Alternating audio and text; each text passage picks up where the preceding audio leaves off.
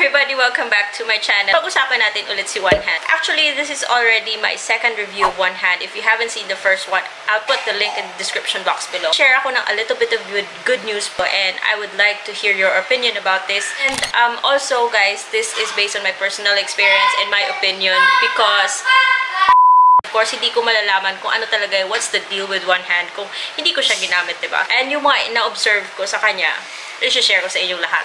So if you want to know more about it, then please stay tuned.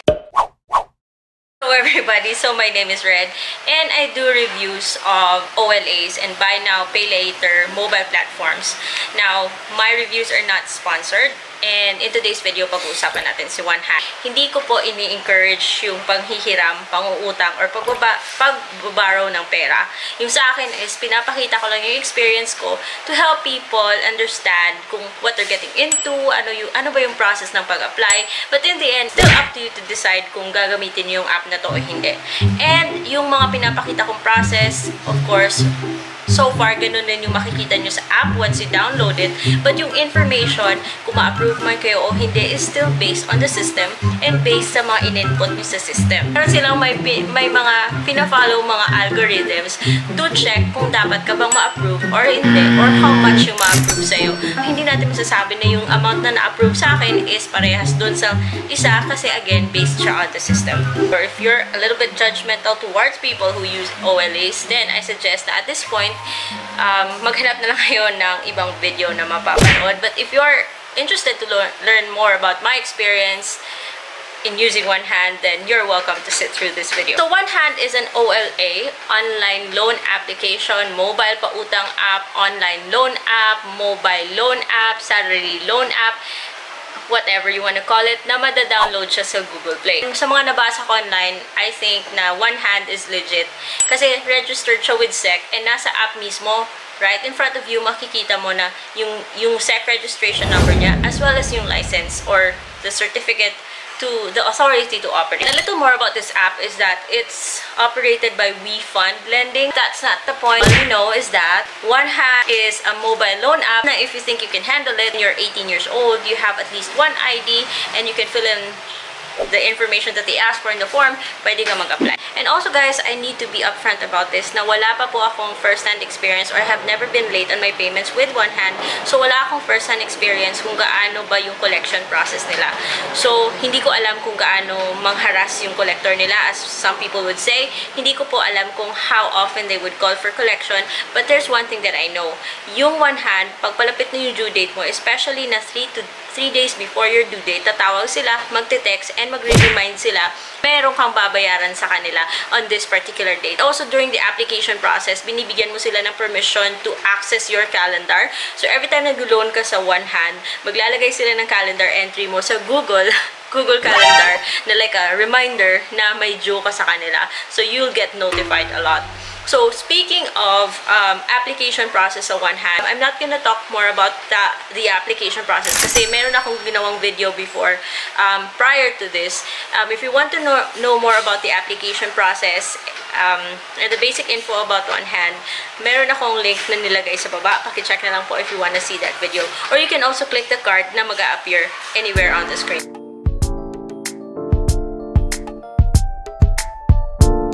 SEC natin has been stressing na meron tayong fair collection processes.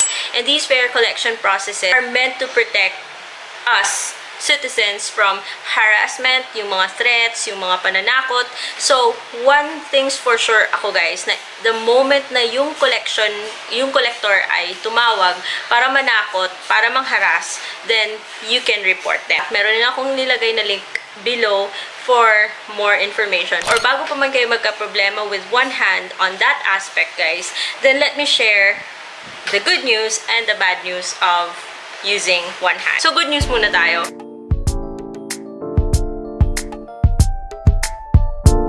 With Juanhand, after 7 times ako nag-loan, on my 8th, na-unlock na yung long-term, yung installment feature nila. So, again, based to sa system, and yung na-observe nilang, record mo sa paggamit ng Juanhand. So, malay mo, for some, 5 loans pa lang, na-unlock na yung ganito, and for some, a little longer. But sa akin, I'm impressed na after my 7th loan, nung nag-try ako mag-loan on my 8th, na-observe ko na nag-offer na sila sa akin ng 2 and 3 months term. Yung loan mo is ma-distribute or ma-divide siya into 2 or 3 months, which makes it a lot easier to pay. But if you're questioning about the interest, then we'll talk about that later.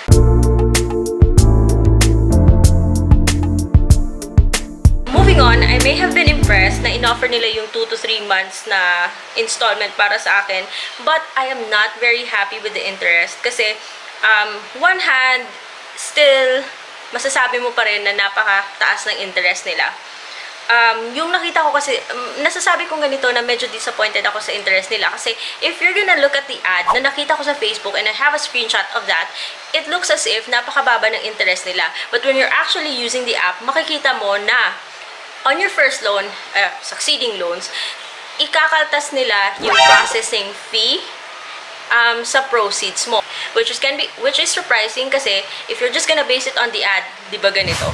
So mabibigla ka when you actually see kung how much yung, although they say they're being transparent, but still they didn't say that sa ads nila, di ba? Mataas man yung interest nila, but so far guys, in my experience, at least masasabi mo they're the lesser evil sa ibang compared mo sa ibang apps. Kapag na-unlock mo na yung 2 and 3 months na term or 2 and 3 months na installment sa one hand, if you avail for a loan na 2 or 3 months yung mo siyang babayaran, hindi sila magkakaltas ng processing fees. So, buo mo matatanggap yung amount na you're borrowing. For example, pag nag-loan ka sa kanila like 9,900 and then you choose like the 3-month term, so yung 9,900 babayaran mo siya in 3 months time, then matatanggap mo ng buo yung 9,900.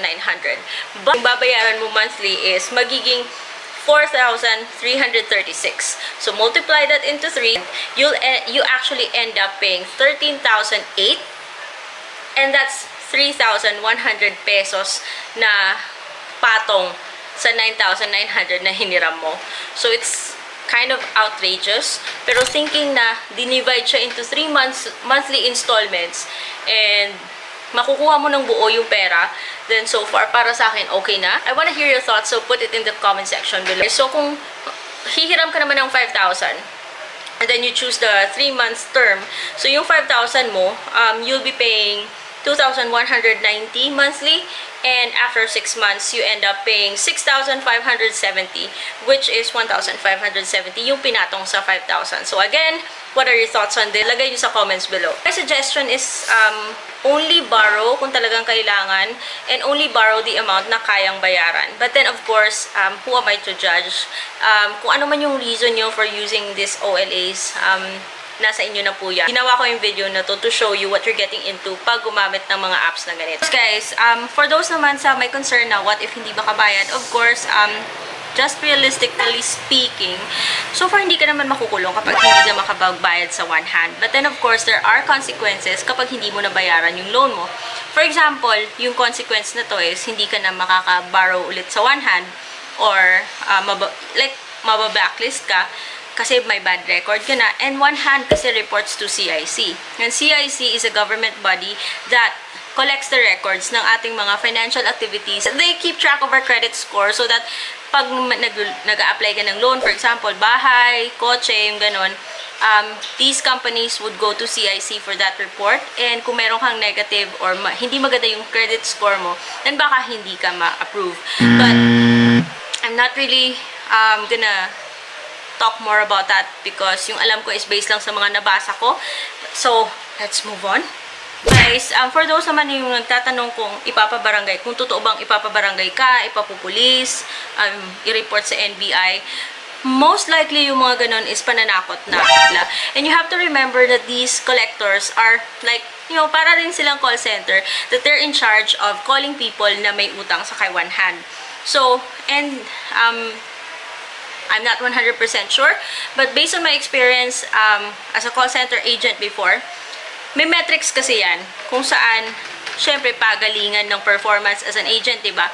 So, for those collectors, like, ganon, for sure, meron silang reward system na pag nakakollect sila, there's definitely a reward system in place. So, for these collectors, they'll do whatever they can para makapag-collect, diba? Para maganda yung performance nila. sa kanilang agency. That's just my opinion. Please feel free to correct me if I'm wrong. So let's move on na guys, kasi yung pinag-uusapan natin dito is the good and the bad about Juanhand. So like I said, hindi ka naman makukulong kapag hindi ka makapagbayad kay Juanhand. And it's less likely na pupuntahan ka nila sa barangay or ipapupulis ka or whatever. And so far, yun nga, pananakot lang yun. But then, of course, you also have to accept the fact na yun may consequence for non-payment. Isa na dun yung palagi ka nilang tatawagan, so kukulitin ka nila. And they will be calling the people na nilista mo as a reference. Yung masasabi ko dito is that, again, SEC has been talking about the fair collection processes to protect us from harassment, yung mga ganon, yung mga pambabastos, yung mga pamamahiya sa mga social media. So, the moment na feel mo na parang hinaharas ka, binabastos ka na ng collector, pinapahiya ka sa social media, tinatawagan nila yung mga tao na hindi mo naman ni-nominate as a reference when you applied for the loan, then pwede mo silang ireklamo. Again, I have included in the description box so if you want to know more about it, and let's continue. So, these are the things na kailangan mo talagang i-consider before using Juanhand or any OLAs man. Which brings me to my next point. Now, one thing I don't like about Juanhand, and na-observe ko lang to guys, again, this is just based on my experience and you're free to correct me if I'm wrong. After ko kasi mag-apply sa kanila, sa first loan ko pa lang guys, nabigla ako kasi doon na nagsimula yung everyday may tumatawag, may tumitext, nag-aalok ng kung ano-ano, 20,000 daw, 10,000 daw na loan, isa na to si Peso Q.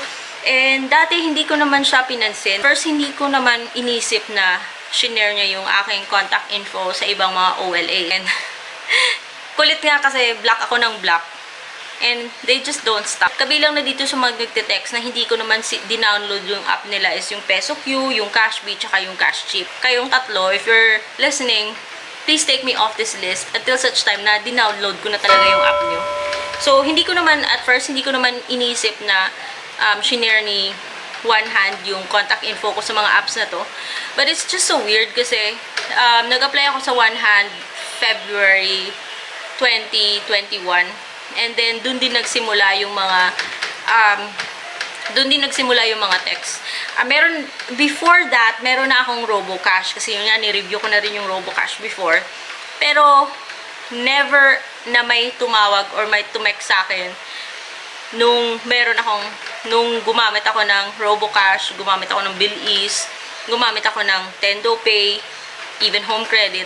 So, wala pong nag-contact sa akin. Dun lang siya talaga nagsimula nung nag-apply na ako kay Juanhand. So, I brushed off the idea at first, but then, nung nag-comment to si May Paloma, nabigla ako na parang parehas yung aming experience. So, it got me thinking na there's a possibility na, yun nga, parang shinare nga yung info ko. So, wag naman sanang ganon, yung kung totoo man. But then, again, hindi ko siya ma-confirm. So, please, put your comments in the comment section about this. Yung point ko dito is that, kung may good standing kayo kay Juanhand is, makikita mo naman na unti-unti namang bumababa yung interest. Tapos patagal ng patagal yung term. There's a chance na maka-unlock nyo yung feature na makakapaghiram kayo ng pera that's payable in 2 or 3 months term. And then, kapag pinili nyo yung 2 or 3 months na installment, hindi sila magkakaltas ng advance interest or mga processing fee and matatanggap nyo ng buo yung pera. However, syempre, in the end, you still end up paying a high interest so far in that span of 3 months.